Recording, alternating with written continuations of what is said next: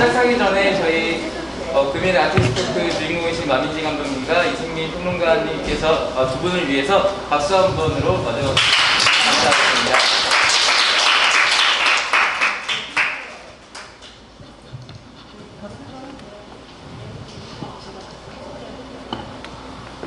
네, 안녕하세요. 저는 다큐멘터리 버블 패밀리와 이번 전시 작업에서 셀프 고사라는 작업을 여기 현수막 많이 걸려져 있던 전시를 만든 마민지라고 합니다. 먼저 영화를 오늘 보신 분들도 계실 것 같지만 영화를 못 보신 분들도 계실 것 같아서 이 전시가 부동산에 대한 이야기를 연달아서 이제 하고 있는 그런 맥락들이 있기 때문에 영화 예고편을 짧게 보여드리고 그다음에 내부로 이동해서 진행을 하려고 합니다. 그럼 먼저 트레일러 짧게 보여드리겠습니다.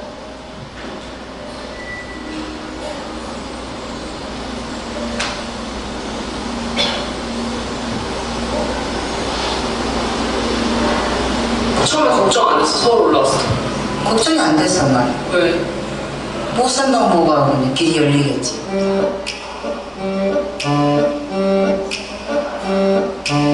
나는 서울에서 태어나 서울에서 살고 있다.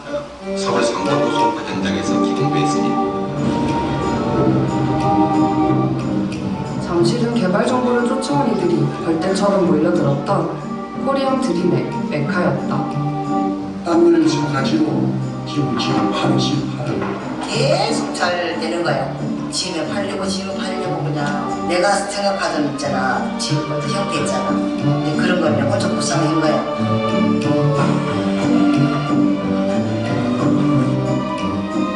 경제 호황 속에 나는 누뚱이 외동딸로 태어났다.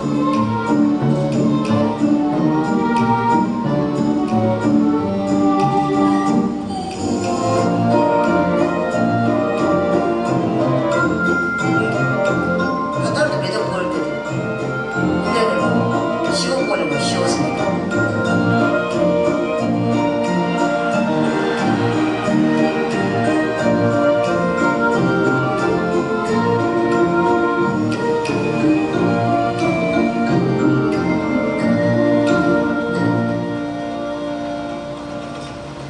아홉 살이던 나는 정확히 무슨 일이 벌어진 건지 몰랐다.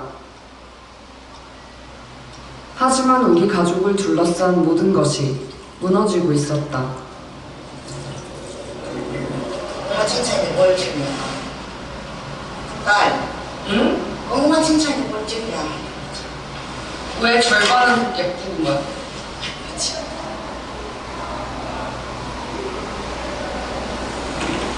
부모님은 모든 것을 잃었지만 아이러니하게도 부동산에 대한 믿음만은 오랫동안 버리지 않았다. 한 50만 이상 남는데 이자가 싸니까 그 민지 일이나 보고 아니 그거 받은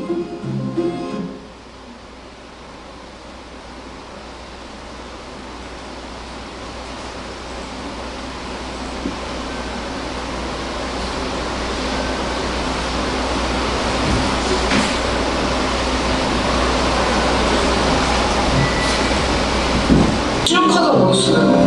아니 그거 받은 제작비 받은 걸로 이거 투자를 하라고.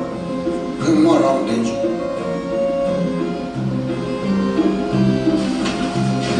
차라리 다른 새 짓는 게 안 낫겠나. 건물이 무슨 돈이지?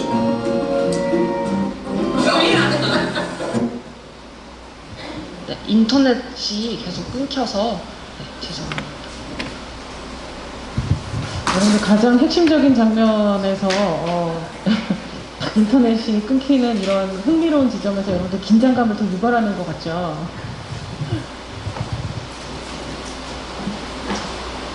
마카네용에서 지금 버블 패밀리 보신 분들 잠깐 한번 지금 거의 다 보셨군요. 지금 안 보신 분 한 분 정도 것을 잃었지만 호삭 버리지 않았다. 한 50만 이상 남는데 이자가 싸니까 그 민지 일이나 보고 아니 돈이 어딨어서 이거 계약을 해? 100만 원 카드로 카드로 신용카드가 어딨어요? 아니 그거 받은 제작비 받은 걸로 이거 투자를 하라고. 그 말하면 되지.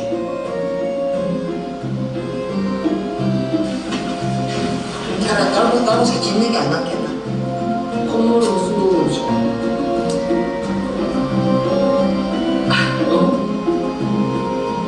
돈 많으면 로또 나오지. 로또. 5번에 사요.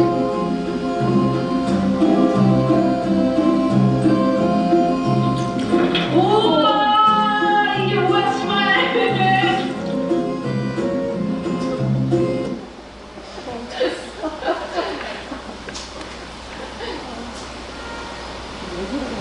네.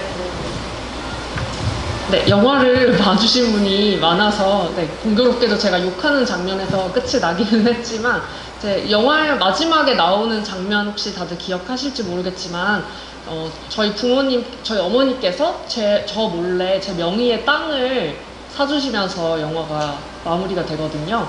그래서 제가 이번에 작업한 셀프고사라는 작품을 좀 이따 가서 다시 같이 보시겠지만 제 땅 값이 오르기를 기원하면서 108배를 올리는 그런 작업입니다. 그래서 저희 안에 들어가서 같이 마저 이어서 진행을 하도록 하겠습니다.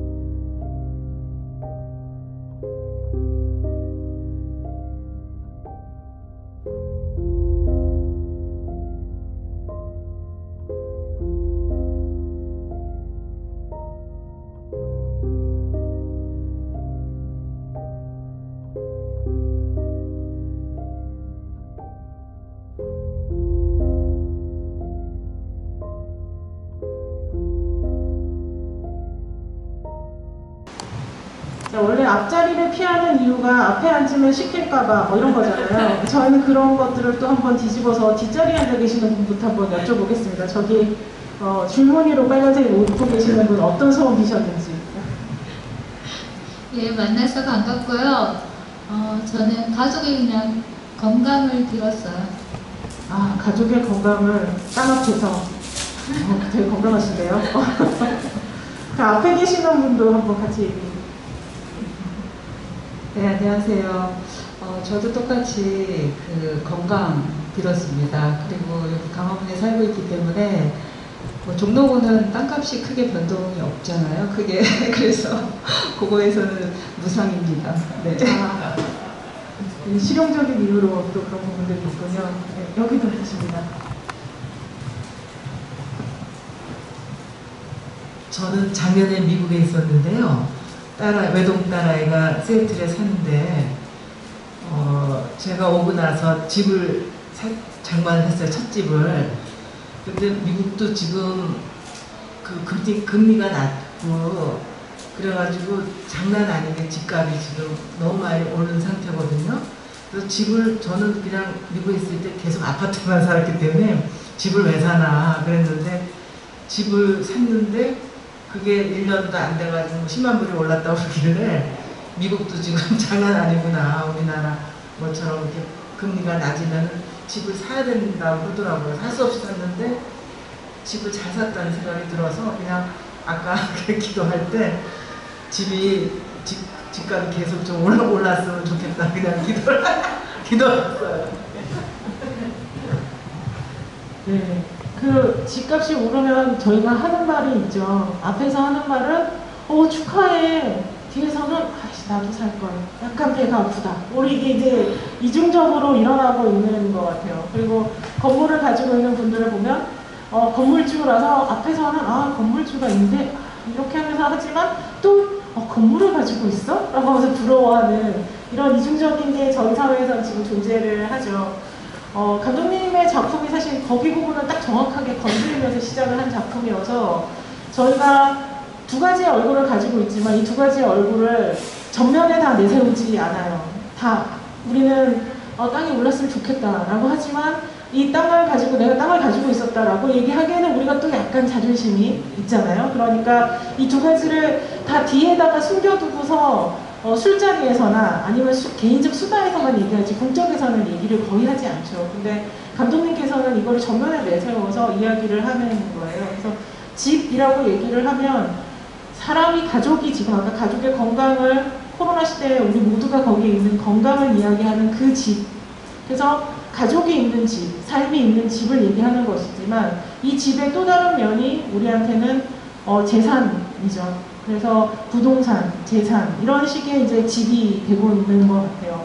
그래서 이 집이라고 얘기하는 것을 감독님께서는 나의 가족의 집 안에 살고 있는 나의 가족의 이야기를 통해서 이 부동산이라고 얘기하는 이 사회적인 맥락들이 어떻게 되고 있는가라고 하는 것을 엮어서 굉장히 솔직하고 재미나게 만들어주신 작품이 바로 버블 패밀리인 거죠. 그래서 버블 패밀리가 처음 나왔을 때 우리 모두가 다 너무 재밌다. 그렇고 너무 재밌고 너무 솔직하다.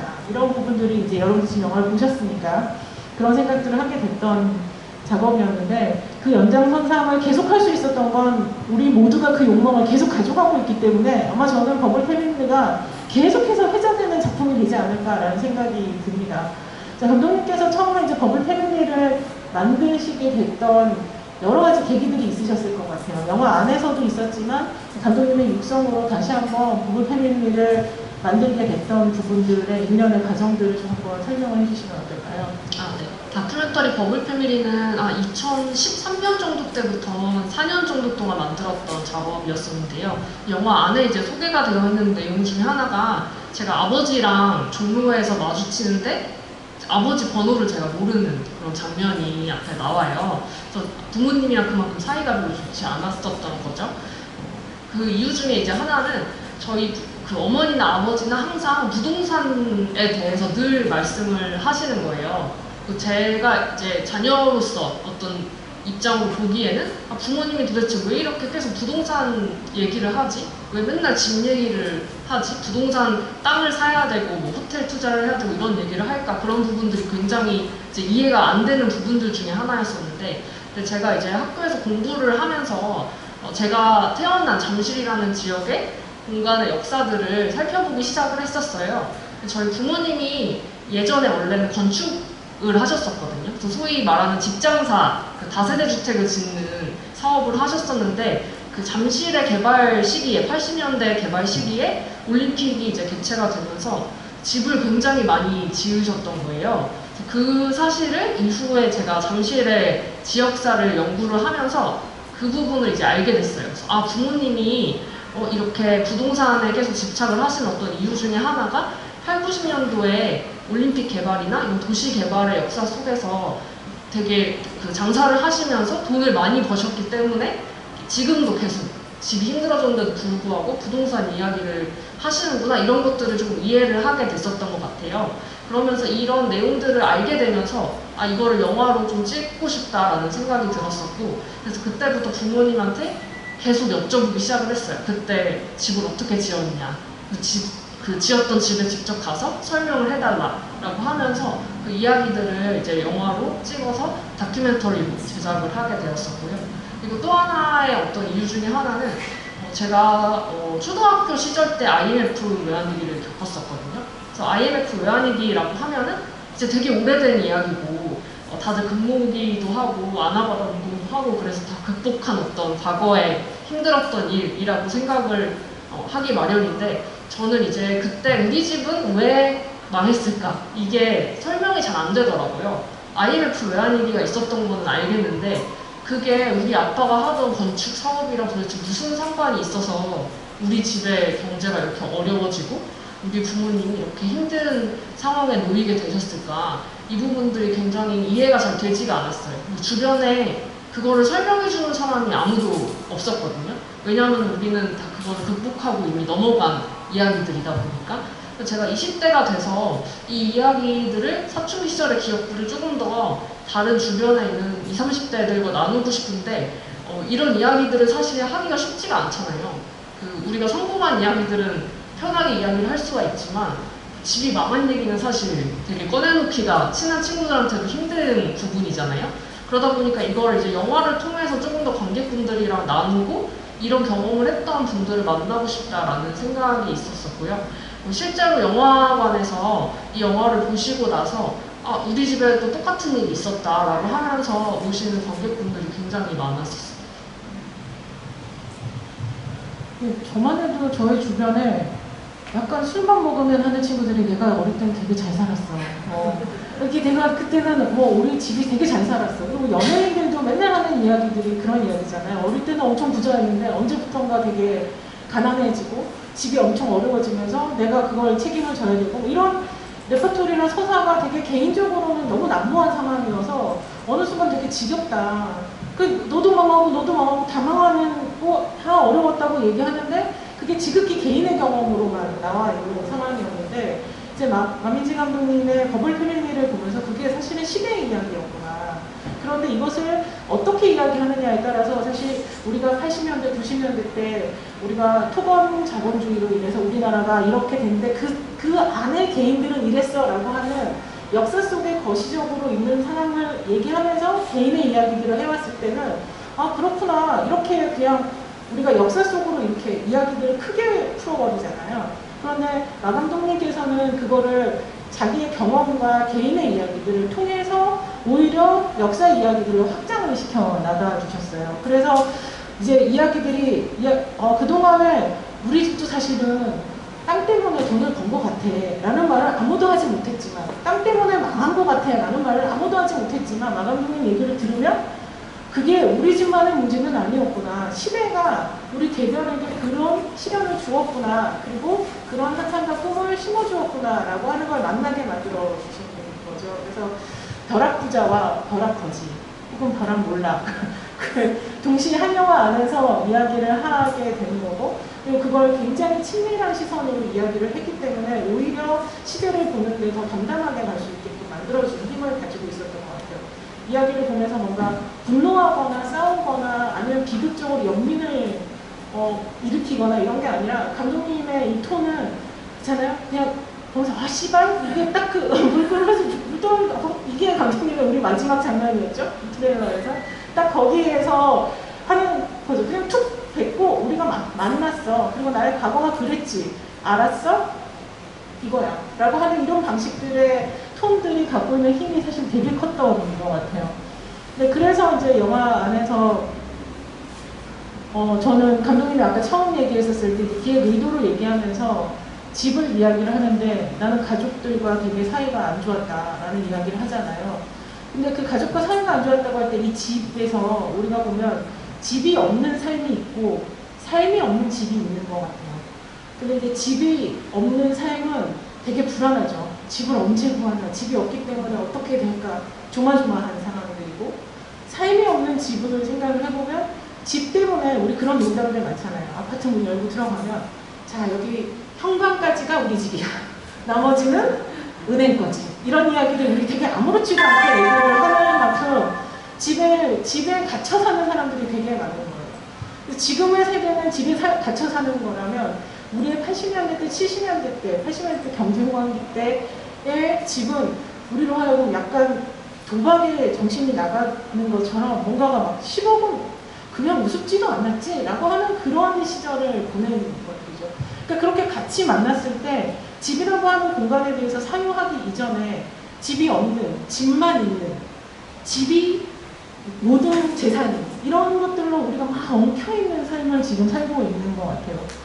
이제 그런 부분들에서 감독님의 이제 처음 시작부터 가족의 이야기, 아버지와의 오랜 동안 만나지 않은, 그래서 집이 없는데, 그래서 집으로 인해서 몰락을 했는데, 그래서 그 집에 원래는 가족이 있어야 되는데 가족조차도 없는, 거기서부터 이제 시작을 하는 영화가 사실 차근차근 밟아갈 때 되게 재밌는 부분들이 많았던 것 같아요. 장면 이제 여러분들이 다 보셨으니까 여러 장면들이 많이 보일 텐데, 저는 감독님께서 이제 리서치를 하시면서 본인의 경험과 시대를 만났다고 얘기를 하셨잖아요. 근데 그 시대를 만나면서 이제 관통하고 있는 정권이 있어요. 이제 거기서부터 저는 감독님 영화의 역설이 시작이 된다고 생각을 하는데, 박정희 정권에서부터 전두환 정권, 노태우 정권이 우리가 지금 정치산적으로 정치적 올바름으로 이야기를 하면 다 단죄를 해야 되는 그 정권들의 수장들이었죠. 그런데 감독님의 영화에서는 그들의 덕이 장난이 아닌 거죠. 그들로 인해서 부모님이, 그죠? 그래서 정치와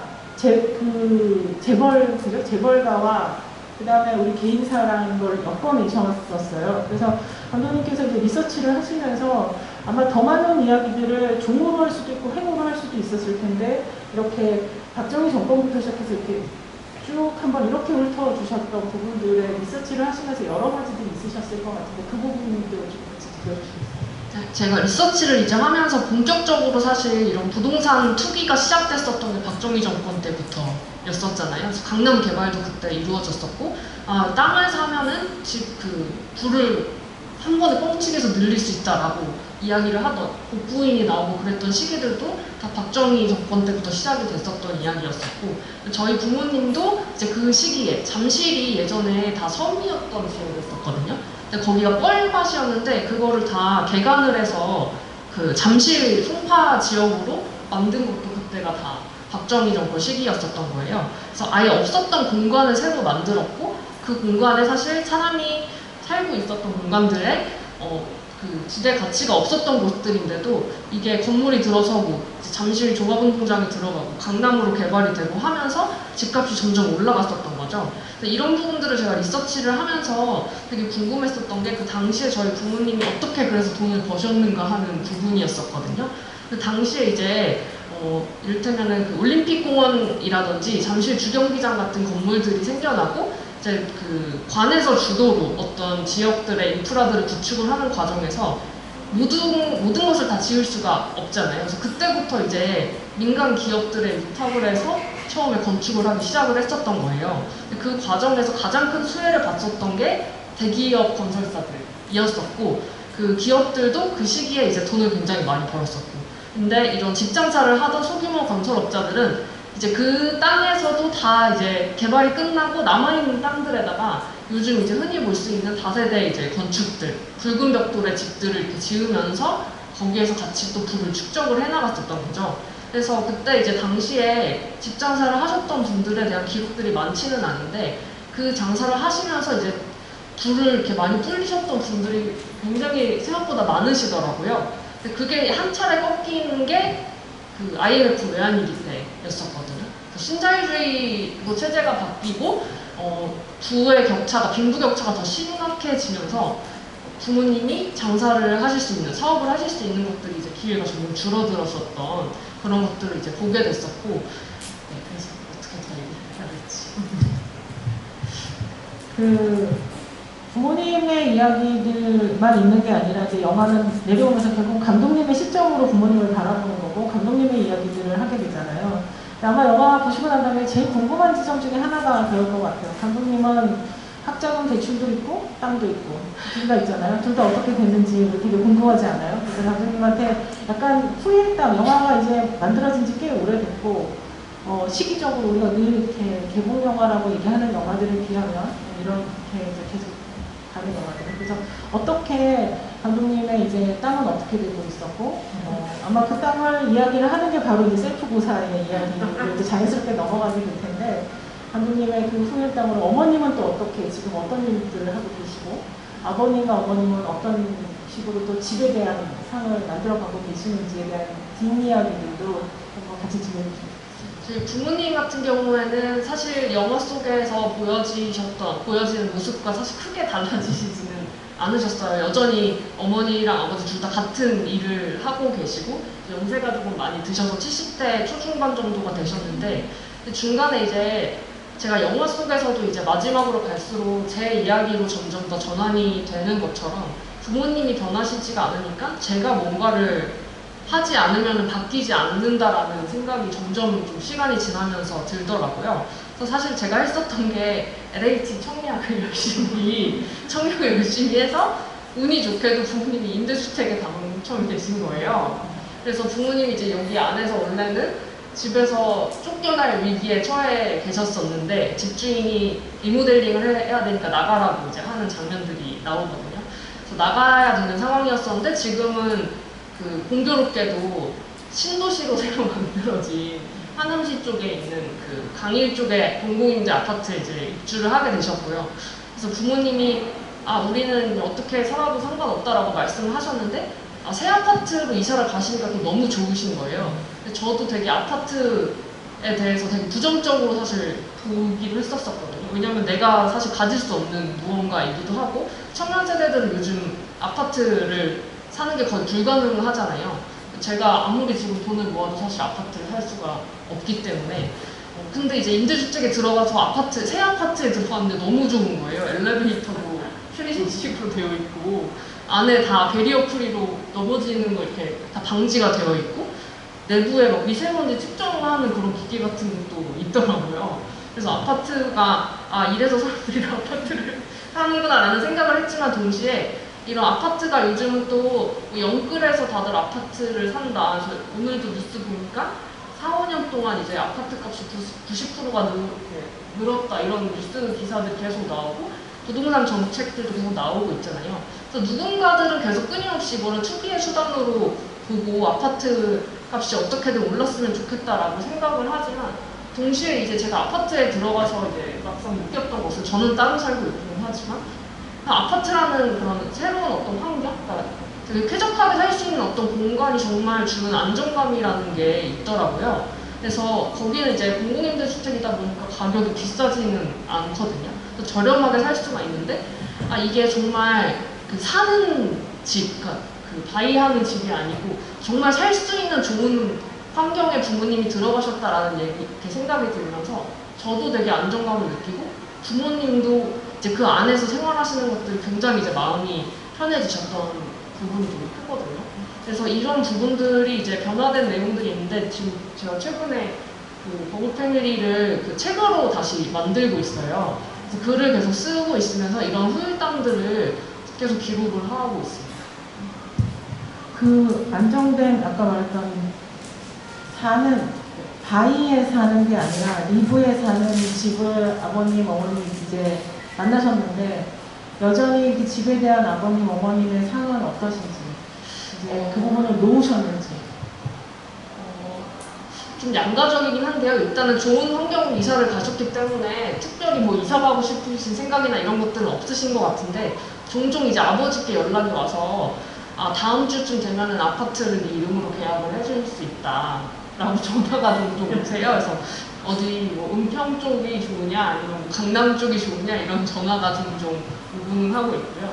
그리고 이제 제가 셀프고사에서 배경으로 이제 나오는 게 1기 신도시, 2기 신도시, 3기 신도시의 배경들이 뒤에 나와요. 그래서 보면 흑백 화면으로 시작을 해서 이제 최근에 신도시, 3기 신도시가 한참 LH 투기 문제 때문에 뉴스에 되게 많이 나왔었잖아요. 그 3기 신도시까지 배경이 이제 뒤에 나오거든요. 그 제일 마지막 장면으로 끝나는 게 영화의 엔딩과 동일한 제 땅으로 끝납니다. 제 땅은 아직 신도시가 되지 못했어요. 그래서 땅값이 오르지는 않았거든요. 근데 제가 예전에 이제 공무원분들이랑 같이 영화 상영회를 했었던 적이 있었는데 영화가 다 끝나고 그 공무원분들이 뭐 어디서 개발 소식을 들으셨는지 아니면 뭐 본인들이 뭐 투자를 정말 하고 계신지는 모르겠으나 그 땅을 팔지 말고 다음 신도시 기획할 때까지 조금만 기다리면 그곳의 땅값이 올라갈 거다라면서 조금만 기다려라 라고 다들 말씀을 하시면서 이제 다들 위로를 해주면서 가시더라고요. 그래서 이제 저도 이게 4기 신도시까지 기다리는 것은 시간이 너무 오래 걸리니까 어떻게든 이것을 좀 재밌게 풀어볼 방법이 없을까라고 하다가 최근에 이제 보니까 유튜브에 고사 지내는 법 이런 유튜브가 되게 많이 있더라고요. 혼자서 이제 가게 같은 걸 오픈하거나 뭔가를 했을 때 셀프로 고사를 지내는 방법 같은 게 인터넷에 많이 나와 있더라고요. 그래서 제가 고민을 하다가 그러면 이 땅값이 빨리 올라가기를 기원을 하는 좀 역설적으로 보이는 어떤 아이러니한 그런 모습을 좀 보여주고 싶었던 거죠. 재밌게 이거를 1기 신도시부터 3기 신도시까지 개발이 됐던 것처럼 제 땅도 4기 신도시로 편입이 돼서 땅값이 올랐으면 좋겠다라는 마음을 가지고 108배 절을 했습니다. 진짜 눈물 없이는 못 듣는 이야기죠. 그 108배를 안 할 수가 없는 상황이었던 거예요. 근데 감독님의 그 셀프 고사로 이제 자연스럽게 소개를 이렇게 해주셔서 얘기를 했는데 오늘 여러분들 이제 108배를 하는 동안에 저는 그 밑에 있는 자막을 여러분들한테 같이 읽어드렸는데 읽으면서 저는 이걸 진지하게 읽는다는 게 맞는 것인가 라는 생각이 너무 들었지만 꼭 참고 이제 그걸 읽는데 되게 그 밑에 있는 자막이 되게 재밌어요. 여러분들 나중에 시간 되시면 한 번 더 보셔도 좋을 것 같은데 자막이 처음에는 기복적으로 아까 말했던 것처럼 소원을 뭘 비셨어요? 라고 하는데 기복적으로 할 때 해주세요가 아니라 합니다. 이렇게 자기한테 체면을 걸듯이 이야기를 해요. 그리고 난 다음에 다음 파트로 넘어가면 또 어떻게 되냐면 명상에서 마음과 몸과 이런 걸 다져야지 좋은 기운이 돈의 기운으로 온다. 이렇게 이제 이야기가 되면서 명상이 요가 명상처럼 이야기의 톤이 바뀌거든요. 그래서 이 108배를 하는 동안에 감독님도 그냥 우리 말씀하신 것처럼 땅에 가치를 올려달라라고 하는 이 역설을 이야기를 하지만 이 흐름의 톤들이 좀 바뀌는 것 같아요. 그래서 저는 이 톤이 사실 되게 재밌었거든요. 그래서 그 밑에 자막에서 나와 있는 그 흐름의 톤들과 감독님이 이 땅에 가지고 있는 어떤 욕망과 애증이라고 얘기하는 이 톤들이 어떤 식으로 맞물리지 않을까라는 생각을 좀 해보는데 감독님께서는 어떠셨는지요? 그 아래에 이제 자막이 계속 나오는데 그게 제가 어떻게 만들게 된 거였냐면 유튜브에 보면은 그 행운을 불러오는 주파수 음악이라든지 어떻게 아시죠? 네, 88. 여기 써있군요. 그 행운을 불러오는 주파수 음악이라든지 부자가 되는 음악 이런 것들이 되게 많아요. 그게 조회수가 굉장히 높더라고요. 그리고 그 내용들을 자세히 좀 살펴보면 처음에는 아까 말씀 주신 것처럼 처음에는 뭔가가 되게 있어 보이는 것처럼 시작을 하는데 마지막에 자꾸 본인의 어떤 정신을 이렇게 승화하는 것으로 마무리가 되거든요. 근데 그런 것들이 어떤 태도에서 저희 어머니가 사실 되게 많이 좀 생각이 났었던 것 같아요. 저희 어머니께서 하시는 말씀이 내가 좀 더 열심히 하면, 열심히 일을 하고 좀 더 노력을 하면 뭔가 부자가 될 수 있다라는 어떤 생각을 계속 가지고 계시고 몇 년 동안 그렇게 되게 열심히 일을 하셨었는데 사실 열심히 개인이 하면은 뭔가 바뀔 수 있는 부분이 분명히 있긴 하지만 결국에는 우리가 거시적인 어떤 그 국가 경제 아래서 혹은 세계 경제의 흐름 안에서 계속 영향을 받게 되는 부분들이 있잖아요. 근데 그런 부분들이랑 되게 무관하게 환경적으로 사실 불가능한 상황인데도 불구하고 개인이 자꾸 변화를 하면 무언가 될 수 있다는 어떤 신화를 되게 심어주는 게 아닐까? 라는 생각이 들었고 그런 부분들이 또 그 유튜브의 명상 음악들 안에 다 녹아 들어가 있더라고요. 그 음악을 들으면 기분이 바뀌어서 잘 될 것이다 라는 것이 사실 핵심적인 어떤 맥락들이고 그게 되게 이렇게 무제한 스트리밍이 또 되기도 하거든요.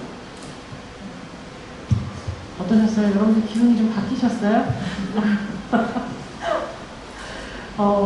여러 가지의 의미들이 있을 것 같아요. 저는 처음에 마민지 감독님의 이 셀프 고사를 보고 난 다음에는 버블 패밀리를 보고 난 다음에 보시면 아마 확실히 다르겠어요. 완전히 정말 많이 웃었어요. 정말 많이 웃고 이렇게 건강하게 풀 수 있구나라는 생각을 했었어요. 그 건강함이라는 건 많이들 음성적으로 이야기들을 하잖아요. 그러니까 우리가 뭔가 돈에 대해서든 건강에 대해서든 성에 대해서든 이런 것들을 음성적으로 이야기를 하면서 오히려 거기서 이제 더 다른 카테고리들을 만들어내는 건데 이 역사가 시대가 만들어낸 그 상황들이라고 하는 거를 받아 안고 이야기들을 해볼 때 나는 이걸 가지고 예술로도 얘기할 수도 있지. 그리고 이걸 가지고 한번 이렇게 얘기를 한번 해보자.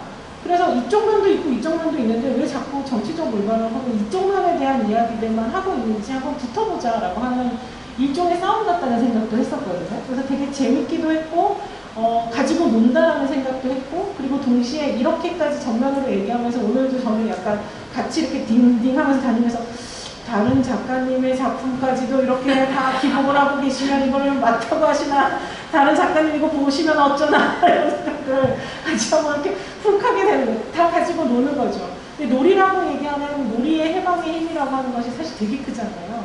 근데 그 힘을 사실 마 감독님은 작품 버블 패밀리에서부터 시작해서 지금의 이 셀프 고사까지 같이 이렇게 쭉 이어오는 것 같아서 작품을 보는 동안에 여러분들께서도 이 이슈를 내가 그동안 받아왔던 방식하고는 어떻게 다르게 내가 지금 이렇게 다시 한번 생각하게 만든지 라고 하는 것들이 이 영화 안에서 혹은 지금 이 자리에서도 같이 만나지 않으셨을까 좀 그런 생각이 듭니다. 자, 저희가 이제 사실 시간이 많지 않은 관계로 여러분들이 궁금했던 상황들을 감독님한테 같이 좀 여쭙고 저도 여러분들의 입장에서 같이 이야기를 좀 곁들여서 이야기를 해볼 수 있을 것 같아요. 그래서 지금 두 작품을 보셨지만 아마 감독님이 여러분들에게 질문을 좀 생각하시는 사이에 이 두 작품 사이에 여기서 멈추지 않으셨을 것 같거든요. 그래서 감독님께서 버블 패밀리를 만들고 그 다음에 셀프 고사를 하는 동안에 그 사이에도 촘촘히 이 고민의 흔적들이 작품으로든 작업으로든 계속 있으셨을 것 같아요. 그래서 그걸 좀 들려주시고 여러분들의 질문들을 받는 시간으로 가져가도록 할게요. 제가 사실 이 버블 패밀리나 셀프 고사 같은 경우에는 조금 어떻게 보면은 블랙 코미디 내지는 약간 자학 개그 내지는 골갱미 넘치는 약간 그런 스타일로 작업들을 풀어냈는데 이 이전에 했던 작업들 같은 경우에는 조금 더 좀 진지한 작업들이 더 많았었어요. 그 버블 패밀리 전에는 성북동에 있는 재개발 지구에서 다큐멘터리 작업을 하기도 했었고요. 거기 있는 지역 주민분들을 이제 촬영을 했었고 그리고 버블 패밀리를 찍은 이후에는 퍼포먼스 작업에 되게 관심이 좀 많이 생겼었거든요. 왜냐면 다큐멘터리는 호흡이 되게 길기 때문에 3년, 4년씩 촬영을 하고 편집도 1, 2년씩 해야 되는데 퍼포먼스 같은 경우에는 일회성으로 그 자리에서 이벤트성을 그 즉흥적으로 하는 작업들이다 보니까 조금 더 호흡이 짧은 작업들을 중간중간에 하고 싶다는 생각이 좀 많이 들어서 이전에 이제 했던 작업 같은 경우에는 성북동에 있는 한 주상복합 시장, 작은 그 세석관 시장이라는 시장이 있어요. 되게 오래되고 낡은 이제 건물인데 그 유진성가나 세운성가의 좀 미니 사이즈 버전이라고 생각을 해주시면 될 것 같아요. 이제 거기에서 배우분이랑 같이 퍼포먼스 작업을 한 작업이 있었습니다. 그래서 대부분 이제 그 공간이 사라지거나 어떤 자본에 의해서 밀려나서 그 공간이 사라질 위기에 처해 있는 어떤 그런 공간들에 좀 주목해서 작업을 했었는데 근데 진지하게 작업을 하면 이렇게 나중에 제가 재미가 별로 없더라고요. 그래서 이번에 사실 처음에 그 미술관에서 연락이 와서 새로 작업을 신작으로 좀 하는 부분들을 이야기 기획을 할 때도 제가 좀 생각했었던 거는 무조건 재밌는 작업을 하고 싶다. 그리고 내가 한번 퍼포먼스를 직접 해보자. 약간 이런 생각이 있었어요. 그래서 이제 그 108번 절을 하잖아요. 저기에는 여러 명이 동시에 뜨기도 하지만 저거를 이제 원테이크로 찍었거든요. 30분 동안 이제 108배 절을 땀을 막 흘려가면서 해서 딱 한 번 찍었어요. 원래 계획은 한 2-3번 정도 반복해서 촬영을 하거나 해가지고 사용을 해야겠다고 생각을 했는데 108번 절을 하고 나니까 다리가 너무 후들거려가지고 그 다음 촬영을 더 이상 못하겠더라고요. 그래서 촬영 감독님한테 그냥 이걸로 알아서 편집할 테니까 그냥 이대로 이제 멈추자라고 해가지고 이렇게 진행을 했었고, 그리고 현수막도 많이 걸려있잖아요. 그거는 이제 제가 서울시에 있는 구청들의 전화를 돌려서 혹시 그 폐현수막을 받을 수 있냐 이런 거를 좀 문의를 해서 서대문구 구청에 협조로 현수막을 직접 수거를 해서 커팅을 해가지고 여기다 벽에다가 설치를 했습니다. 그리고 이제 뒤쪽에 있는 그 돌들 위에는 이제 탑 모양으로 큰 탑이 있는데요. 그거는 이제 아래부터 쭉 보시면은 과거에서부터 좀 투기 수단이 됐었던 어떤 것들을 쭉 역사 순서대로 쌓아놓은 탑인데요. 제일 위에 보시면 이제 주식이랑 비트코인까지 있어요. 최근에는 이제 주식과 비트코인이 새로운 어떤 투기 수단 내지는 투자 수단으로 급부상을 하고 있기 때문에 그래서 그 부분까지 같이 전체적인 맥락 안에서 좀 생각을 해보고 싶었던 것 같습니다. 다시 한번 꼼꼼하게 작품을 보고 싶은 생각이 좀 드시죠? 네, 아무래도 다큐멘터리 감독님이셔서 그런지 퍼포먼스도 다큐적으로 했구나라는 생각을 이거 재현을 할 수가 없다. 2번 하지 않겠다. 한 번에 끝내겠다. 딱 그렇게 해서 작업을 했다라는 생각이 좀 들고요. 퍼포먼스, 이게 다큐멘터리라고 얘기하는 게 되게 어려운 게 아니라 우리가 현실을 잊고 그 현실에다가 누군가가 카메라를 대고 우리가 모두가 다 오늘 이 자리에 있지만 이 자리에 계신 모든 분들이 다 다른 시각으로 이 자리에 앉아 있잖아요. 그 현실들을 담아내는 것 같아요. 근데 마민지 감독님의 현실 안에서 그 어떤 기록들이라고 이야기하는 것은 어떤 톤인가, 어떤 시선인가, 그리고 어떤 위치인가라고 하는 거를 여러분들께서 이제 마 감독님 같이 얘기하는 속에서 쭉 얘기를 들으셨을 것 같아요. 근데 이 속에서 이제 더 궁금하신 사항들, 여러분들의 이야기들을 좀 같이 한번 들어보고 싶으신데, 영화 보시면서 어떠셨는지, 혹은 또 퍼포먼스 같이 하시면서 어찌 보면 가짜지만 너무 진지하게 어둠 속에 들어가서, 그죠?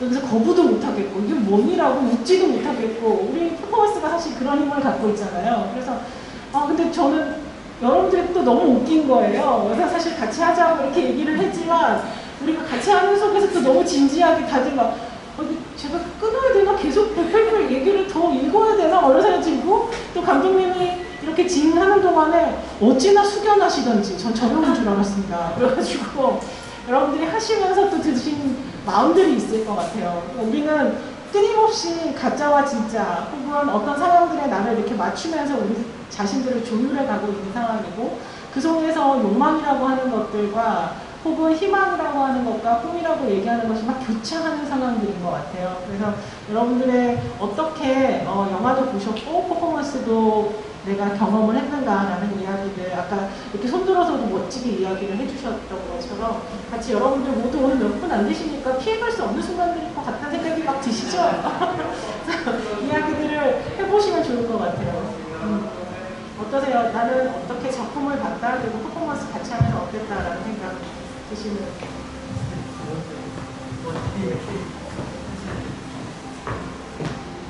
저는 고향이 성북동이에요.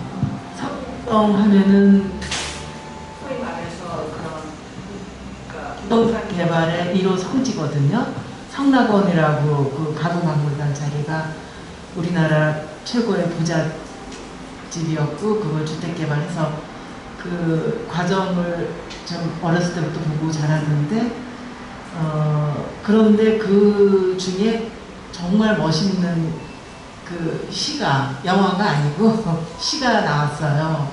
혹시 아실지 모르겠지만은 성북동 비둘기라고 김광섭의 성북동 비둘기가 학공들의 이제 그 찍는 소리에 비둘기들이 다 날아가 버리는 그거를 이제 메타포적으로 시로 써서 굉장히 유명하고 그 김학의 화백도 성북동에 살면서 또 그런 거에 대한 또 그걸 그림으로도 그리고 그래서 굉장히 사실 그런 1세대의 이런 부동산 이런 뭐 복부인 그런 쪽에 관련해서 그런 데서 살아본 사람의 경험에 의하면은 그때는 다큐 뭐 이런 뭐 영화보다는 시나 어떤 그림 이런 거로 이제 많이 표현을 했는데 혹시 기회가 되면 다큐 말고 어떤 아트 영화라든지 어떤 좀 더 예술성 또 뭐 다큐가 예술성이 없다고 생각하는 건 아니지만 혹시 그렇게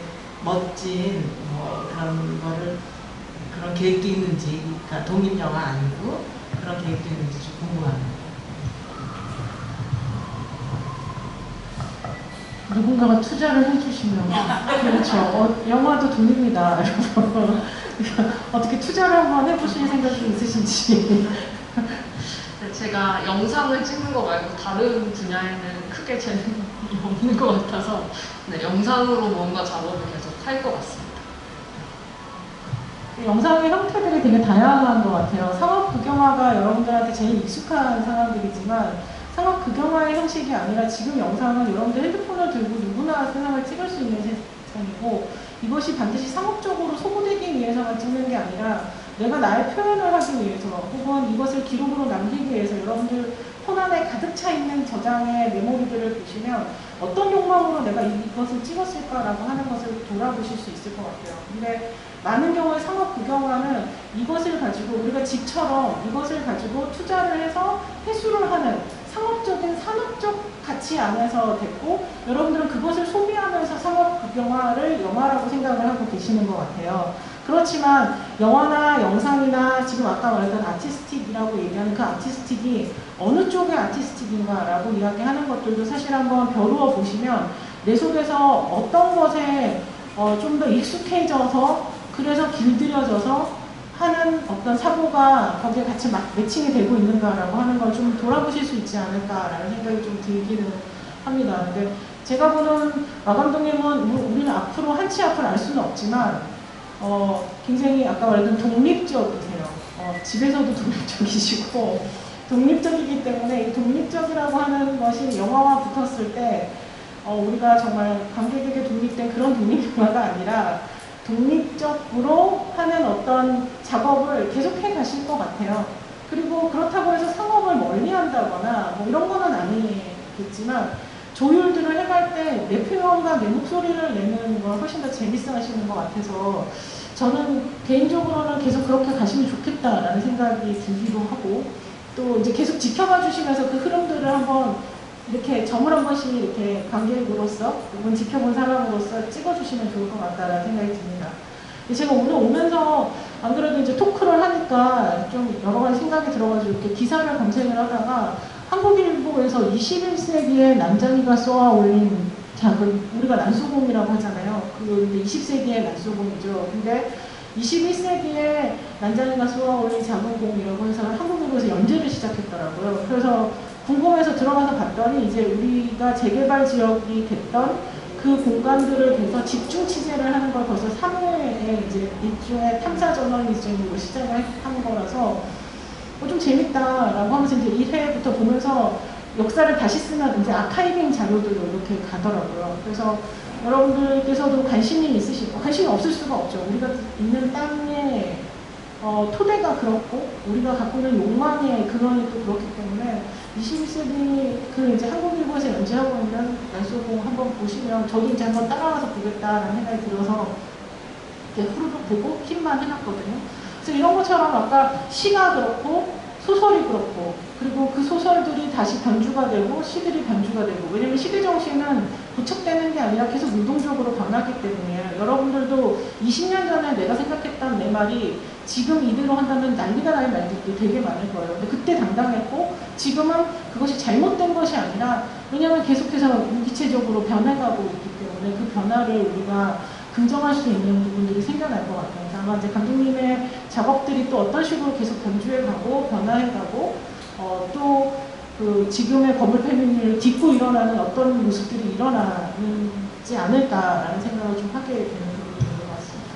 지금 말씀을 이제 시대가 계속 변하고 있다는 말씀을 해주셔서 제가 처음에 이 영화를 만들었을 때까지만 해도 제가 20대 후반이었었고 그때 주변에서는 집을 갖고 있는 친구들이 아무도 없었어요. 당시에는 대부분 다 캥거루족으로 부모님과 살고 있거나 아니면은 집을 살 생각이 전혀 없거나 근데 이제 최근에 영끌 얘기가 계속 나왔었잖아요.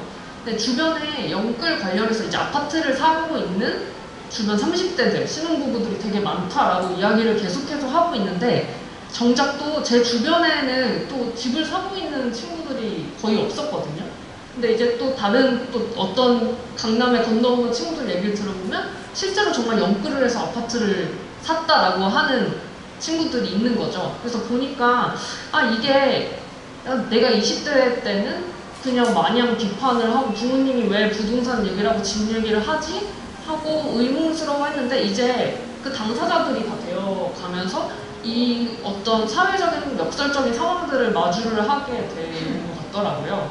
근데 이제 막상 정작 실제로 집을 사는 사람들은 정말 1%의 소수의 사람들이고 99%의 청년들은 집을 살 수가 없는 상황이잖아요. 그런데도 불구하고 이제 신문기사에서는 그 1%에 주목을 하면서 계속 영끌을 해서 아파트를 사고 있는 30대들의 문제점에 대해서 이야기를 또 하고 있고 그 안에서 이제 당사자로서 어떤 생각을 해야 될지 이 욕망에 대해서 어떻게 또 내가 스스로 판단을 해야 될지 이런 부분들이 굉장히 고민이 되더라고요. 왜냐면 주변에 이제 주식을 안 하는 친구들은 거의 없는 것 같거든요. 사실은 그 욕망은 다 비슷한 욕망들인 거죠. 근데 이제 전체적인 거시적인 또 맥락에서 생각을 해봤을 때는 이게 정말 욕망을 한다고 해서 우리가 다 부자가 될 수 있는 것도 아니고 결국에는 어떤 세계 경제의 흐름이나 국가 경제 안에서 계속 돈을 버는 사람들만 벌고 있고 돈을 못 버는 사람들은 계속 못 벌고 있는 어떤 맥락들과 되게 유리된 채로 내 앞에 있는 것만 쫓아서 가고 있는 것은 아닐까 뭐 이런 생각들이 좀 들었던 것 같습니다. 그렇죠. 현실이 있고 욕망이 있고 그 다음에 이룰 수 있는 것들이 있고 이런 여러 가지 결들이 있는 상황 안에서 요동치고 있는 마음들이 있는 것 같아요. 저 같은 경우도 외국에서 오래 살았기 때문에 집에 대한 욕망이 되게 없는 사람인 줄 알았는데 한국에서 오래 살면서 이게 한국의 문제만은 또 아니겠지만 제가 그냥 여기 있으니까 이 토대로 이야기를 하자면 어느 순간에 집에 대한 욕망들이 생겨나는 건데 제가 이번에 집에 이사를 가면서 제 집에 그 전세와 월세를 끼고 했는데 그 주인이 저보다 10살이 어린 거예요. 그래서 제 주민등록번호를 딱 대기를 하는데 이게 번호가 앞에 번호가 다른 거죠. 근데 그 순간에 이 만병이 교체하는 그러니까 있을 수도 있고 그쵸? 뭐 없을 수도 있고 그런 거에 대해서 어떤 판단을 한다라고 생각하지 않았는데 그 서류 한 장으로 제가 그날 이렇게 속으로 되게 끙끙 앓는 거예요. 되게 이렇게 뭐 이상한 마음이 막 드는데 이 끙끙 앓는 걸 어떻게 바라봐야 될지 모르겠는 거죠. 근데 이제 그러면서 미워도 했다가 부러워도 했다가 뭐 이런 게 이제 막 속으로 막 올라가는 거 아빠를 잘 만나서 그럴까 막 이제 막 여러 가지 생각들을 막 하잖아요. 그래서 이제 그 욕망들을 사실은 그냥 그렇게 개인적으로 이렇게 치부하거나 혼자서 앓는 게 아니라 이걸 이제 꺼내서 우리가 한번 같이 공론화 해보자. 그러면 그동안 우리가 이렇게 위에서나 공론화되어 있는 상태에서 자꾸만 우리한테 어떤 서사를 주입해서 집을 사야 돼 혹은 뭐 집 때문에 부자가 됐어라고 하는 어떤 과거의 유령에 사로잡혀 있는 게 아니라 지금 현재 우리 자리들을 제대로 푸념하지 않고 목도할 수 있는 어떤 힘들을 만들어낼 수 있을 것 같다는 생각이 들더라고요. 그래서 저는 좀 여러분들도 오늘 이 자리가 그런 힘들을 좀 만들 수 있고 생각해 볼 수 있는 계기들이 됐으면 좋겠어요. 이 힘이라는 게 막 엄청난 실천의 힘 이런 게 아니라 꺼내서 이야기를 할 때 그냥 푸념이나 욕이나 이런 게 아니고 우리가 같이 이렇게 나란히 놓고 그래서 이 상황들에 대해서 나는 어떤 자리에 있는지도 보고 이야기를 해볼 수 있는 거죠. 저는 그냥 계속 변하는 것 같아요. 그래서 이 작품이 갖고 있는 힘들이 이제 그런 부분이어서 저도 되게 좋아하는 부분이어서 조금 약간 사족을 해봤습니다. 다른 분들은 또 어떻게 보셨는지. 네, 멋지십니다. 네, 이제 버블 패밀리 이제 여기 와서 보게 됐고, 이제 이 자리 신청을 해서 이제 됐기 때문에 이런 자리가 이제 지금 거의 처음이라서, 그래서 이제 그 작가님, 감독님 그거를 이제 프로필을 이제 찾아보니까 뭐 이 영화를 했고 했는데, 사실 보고 왔으면 좋았을 텐데, 이제 여기서 보게 돼서 뭐 다행이라고 생각하고, 그리고 이제 다큐라는 게 사실은 일반적으로는 재미가 없잖아요. 네, 그런데 감독님이 이제 만드신 거, 특히 이제 셀프 고사도 그렇지만 108배라는 어떤 좀 경건한 형식을 빌어서 이 속물이라는 말은 그냥 이제 편의상 씁니다. 네, 속물이라는 그런 내용, 속물적인 내용을 가격이 막 오르기를 바라는 이제 그런 거를 담아서 그런 것도 좀 재미있고 포장하지 않고 솔직하게 그렇게 이제 다큐가 만들어져서 다큐도 이제 굉장히 다양하게 재미있게 이렇게 나오는구나 해서 저끼리 재미있게 봐서 네, 좋았고요. 그 다음에 이제 버블 패밀리도 마찬가지로 지금 한 내용을 이제 재미있게 봤는데 지금 부모님 세대도 그렇고 이렇게 보면은 그때는 이제 아파트가 이제 그게 뭐 그 최소한의 인풋을 넣고 최대한의 아웃풋을 그런 거였다고 하면 말씀하신 대로 지금 젊은 친구들은 비트코인이나 주식 이런 거에 대해서 굉장히 막 열풍이잖아요. 그래서 결국 사람들의 이제 욕망이 그 돈에 대한 거에 대해서 누구도 자유로울 수가 없잖아요. 그죠? 네, 그런데 아까 그 평론가님 말씀하신 것처럼 두 면이 있는데 사실은 자리에서는 얘기 못하고 사적인 자리에서만 솔직하게 얘기하고 하는 게 우리들 모두의 갖고 있는 모습이긴 한 것 같아요. 그래서 이제 그런 부분에 대해서 이제 감독님이 그 영화에서 주는 메시지는 이제 일단은 감독님이 그 물려받은 땅에 대해서 이제 끝나는데 감독님은 그거로 그 뭐죠? 장학금 뭐였죠?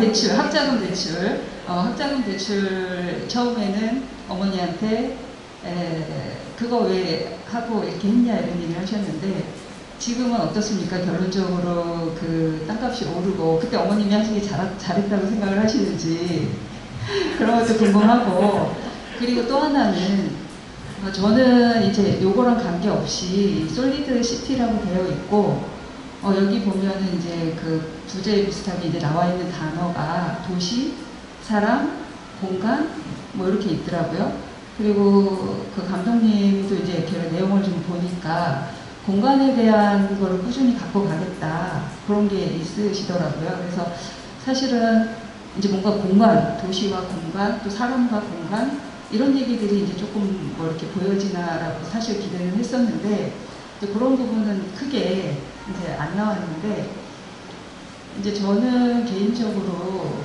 그 지금 이제 버블 패밀리에서도 나왔지만 결국은 이제 우리가 이제 아파트 가격도 오르지만 뭐 평수 뭐 이런 것도 있고 있잖아요. 그래서 저도 뭐 일본에서 살아봤지만 뭐 미국 같은 큰 나라는 이제 땅이 넓은 만큼 또 집이 큰 거니까 그래도 아까 말씀하신 것처럼 역시 도시에는 확실히 이제 그 가격이 올라가고 그런 것들은 사람들의 공통된 요소일 것 같은데 우리나라도 왜 그 보니까 그 큰 아파트들을 요즘 뭐 쪼개서 뭐 만들어서 쪼개서 할 수 있게끔 뭐 법도 바뀌었다고 그래서 그런 것도 들리긴 하는데 저는 이제 개인적으로 어떻게 생활을 이제 일본에서도 하다 보니까 큰 공간이 그렇게 필요는 없더라고요. 근데 지금도 그냥 적당한 공간에서 지내는데 요즘은 또 왜 차박이라는 거 유행하지 않습니까? 네, 그래서 저도 이제 차박이라는 걸 지금 하고 있는데 그걸 여행을 하는데 차에서 누워서 자고 이렇게 해서 생각을 해보면 공간을 야, 이 한 두세 평, 한두 평 이런 걸로도 사람이 충분히 잘 수가 있고 그거가 이제 저는 이제 하고 있는 사람 입장이라서 거기에 뭐 냉장고도 있고 뭐 전자레인지도 있고 그래서 뭐 사실 저는 막 한 3주 동안 여행도 하고 막 이러거든요. 근데 충분히 살 수가 있더라고요. 둘이서 여행을 해도. 그래서 참 큰 공간이라는 게 우리가 이렇게 큰 공간이 필요한가? 뭐 이런 생각도 사실은 이제 최근에 많이 하고 있거든요. 그래서 어떤 공간에 대한 것도 우리가 조금 앞으로 고민을 좀 해봐야 되겠고, 그 공간에 대한 생각도 조금 인식이나 뭐 이런 것도 조금 변해갈 수도 있겠다. 왜냐하면 젊은 친구들이 집을 못 사고 하면서 뭐 자기가 좋아하는 차는 주조해서 뭐 하고 이동식 주택도 있고 막 이렇잖아요. 그래서 좀 얘기가 좀 길어졌는데, 감독님이 앞으로 이제 작품도 앞으로 이제 계속 왕성하게 하실 텐데, 아까 또 재개발이나 이런 거에 대해서 이제 주상복합 공간 이런 것도 있지만, 제가 지금 말씀드린 공간 자체에 대한 이제 사람들에 대한 여러 가지 생각 이런 거에 대해서도 어떤 뭐 이렇게 생각하시는 게 있는지, 앞으로도 또 그런 걸 또 다뤄주실 의향이 또 있으신지, 뭐 그런 거하고 해서 두 가지 여쭤봅니다. 일단은 네, 학자금 대출은 제가 EBS에서 대상을 받아서 상금을 받아가지고 그걸로 절반을 갚았습니다. 네, 그리고 그 남은 돈의 또 절반은 그 버블 패밀리를 NHK 10 방송국에서도 방영을 했었어요. 거기에서 받은 방영으로 또 절반을 갚아서 지금 4분의 1 정도의 학자금 대출이 남아있어서 그걸로 계속 갚고 있는 상황이고요. 부모님이, 어머니께서 이제 사실 사주신 땅 같은 경우에는 저는 부모님의 심정을 이해했을 뿐이지 여전히 되게 비판적인 시선으로 보고 있습니다. 왜냐하면은 이게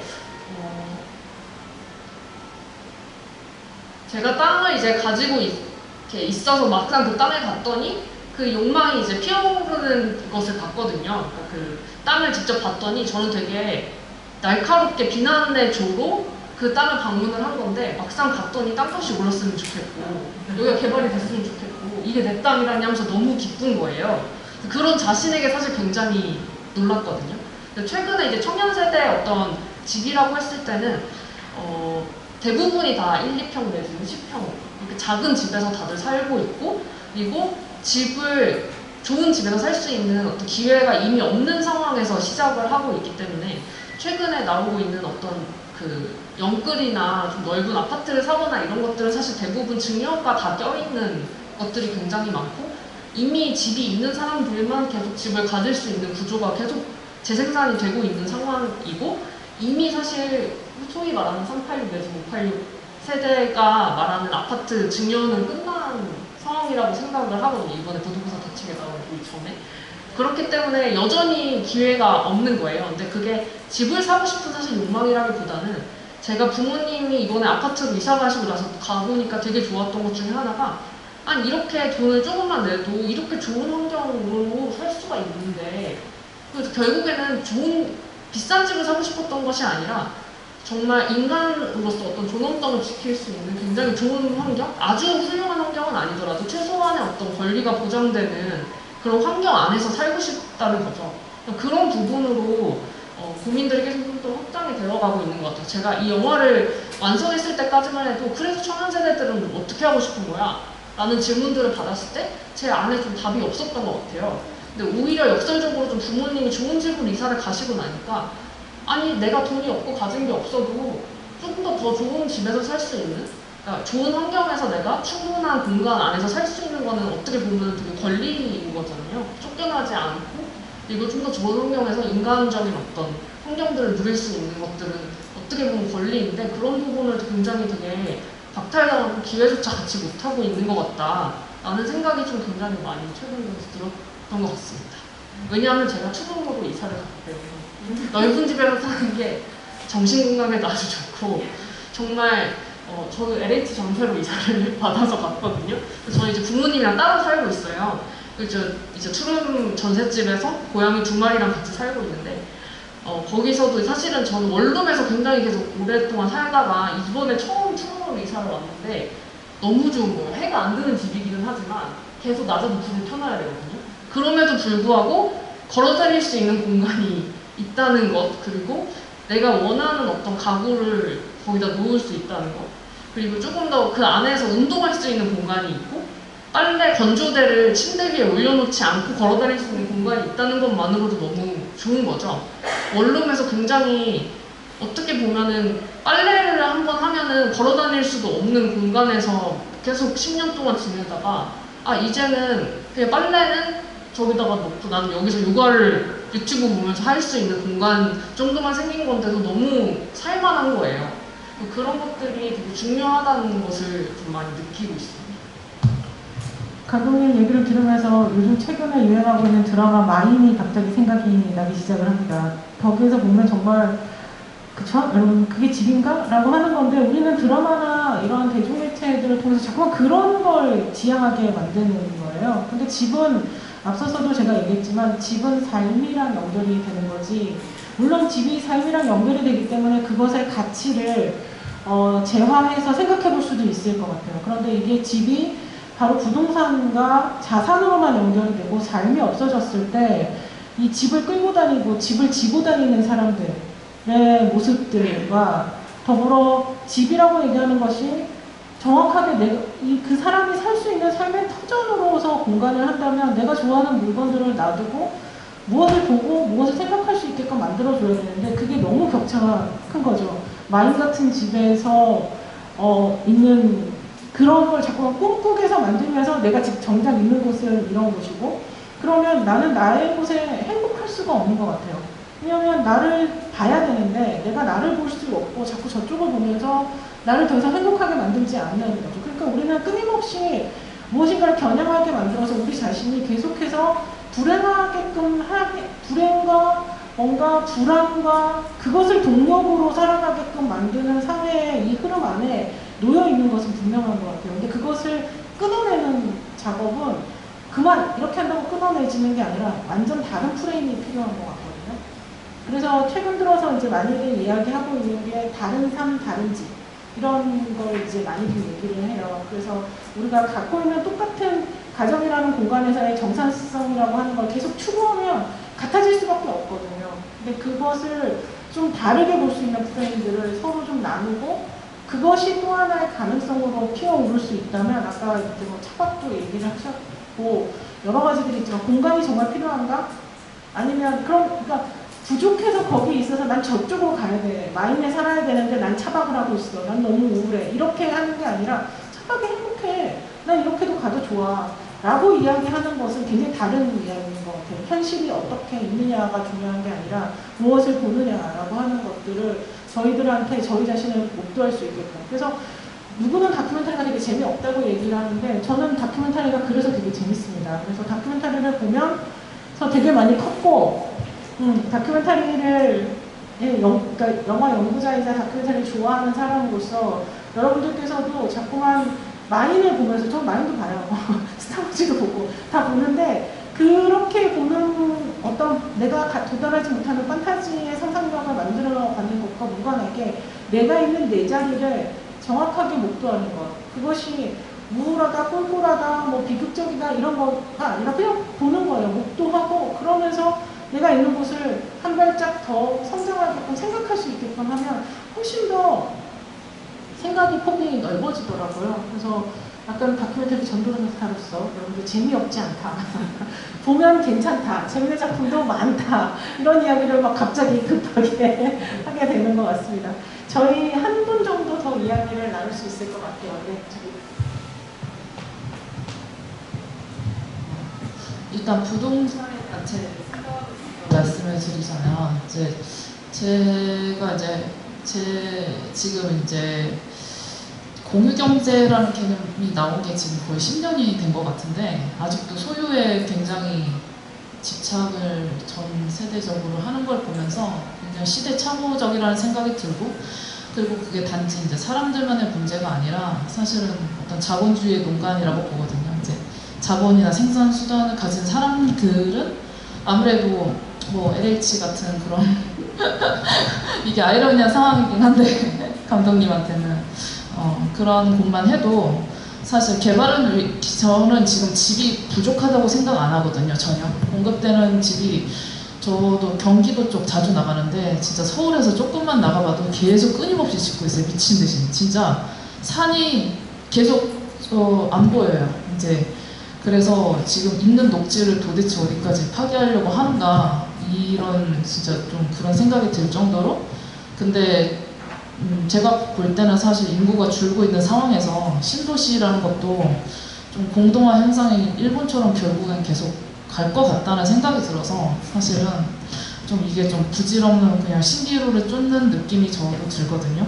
네, 그리고 일단은 저는 부동산에 대해서는 사실 그렇게 생각하고, 근데 이제 아까 말씀하신 거 전반적으로 다 굉장히 공감을 많이 갔고요. 저도 감독님이랑 같은 세대여가지고 보면서 공감도 굉장히 많이 하고, 사실 또 부모님 세대들이랑 저희 세대랑은 확실히 그게 달라질 것 같아요. 집에 대한 개념이 계속 달라질 것 같고, 이런 무브먼트도 계속 이제 생길 것 같은데, 근데 이제 사실 이제 부모님 세대 같은 경우는 큰 흐름에 이제 맡겨서 자신들의 이제 삶이 이렇게 흘러왔으니까 거기에서 좀 사실 저도 저희 부모님에 대해서 약간 그 감독님이 느끼는 답답함을 저도 느낄 때가 있거든요. 약간 어떻게 보면 시대에 맞지 않고 비현실적이라고 느낄 때도 있고, 근데 그거를 뭔가 설득이나 대화가 잘 안 돼서 내가 다 감당해야 될 것 같기도 하고, 이제 그런 짐이 느껴졌어요. 그래서 굉장히 유쾌하게 풀어내시기는 했지만 되게 저도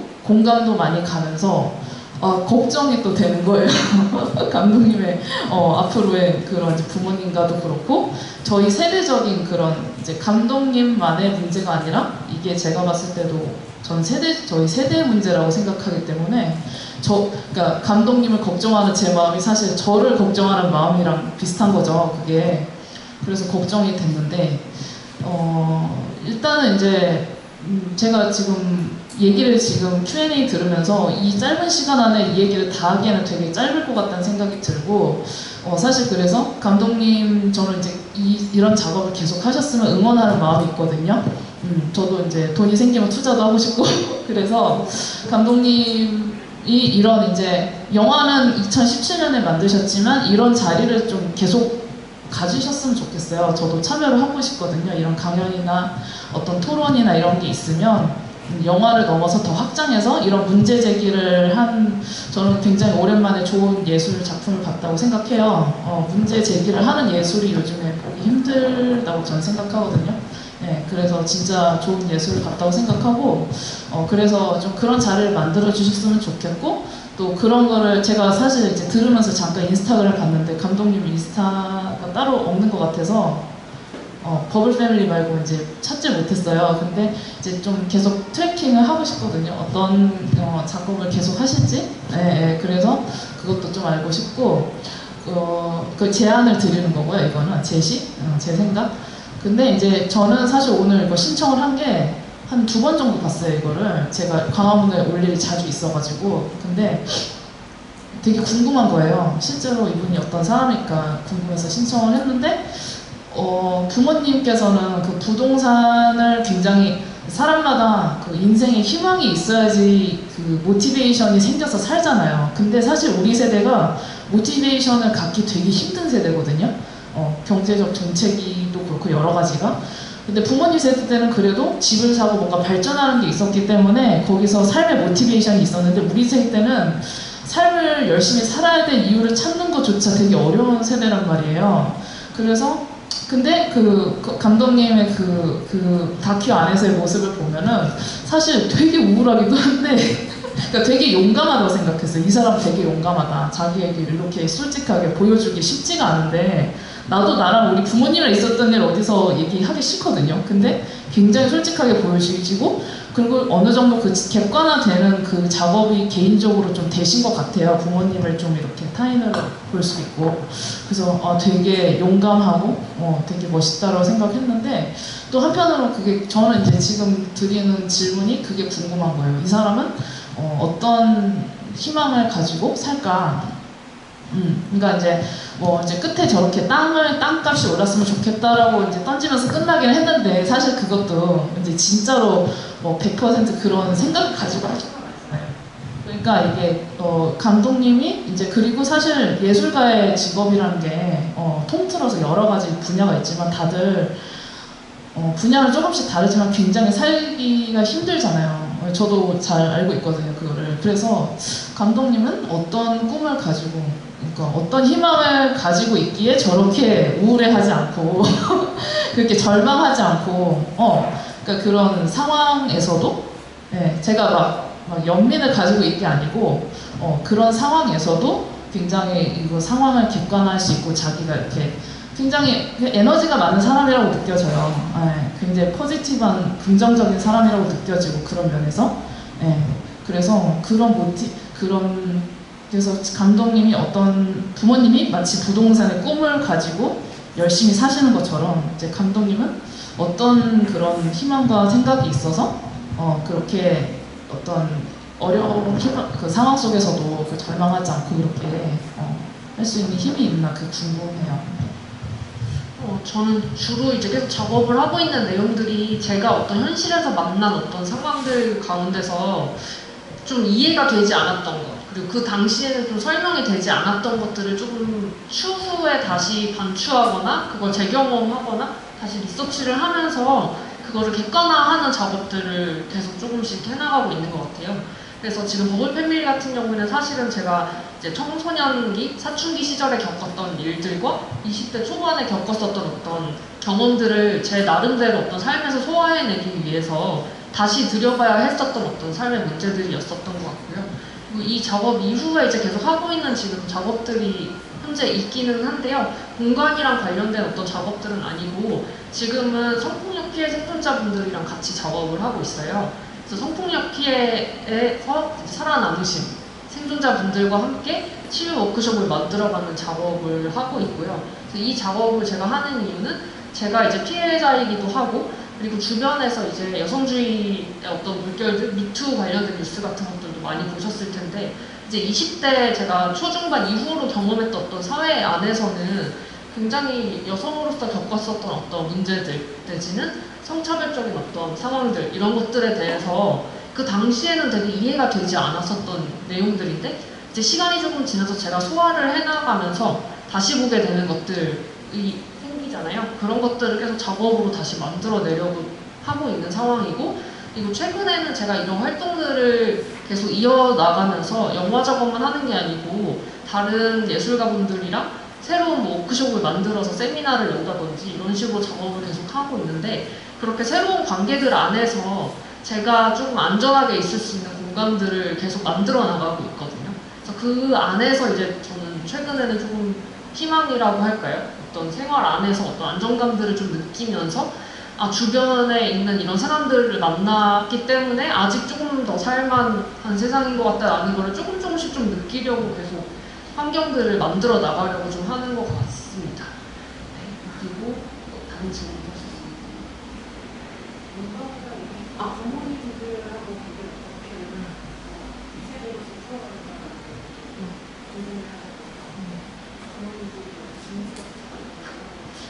네, 부모님 이제 연세가 많이 드셔가지고 이제 제가 뭐 하라고 하면은 요즘 사고를 많이 치시긴 하지만 제가 뭐라고 말씀드리면 제 말을 잘 들으시기 때문에 조금 이제 세월이 많이 흐르면서 편해지는 부분들이 좀 있는 것 같고 그건 사적인 부분들인 것 같고 세대적인 측면에서는 계속 저도 당사자로서 현실을 마주하기 때문에 계속 고민을 하게 되는 것 같아요. 주변에 있는 다른 활동가분들이나 아니면 새롭게 또 다른 시선으로 문제들을 보는 분들을 많이 만나면서 저도 계속 조금 더 공부를 하고 있는 입장이어가지고 계속 새로운 것들을 좀 경험하려고 하고 있습니다.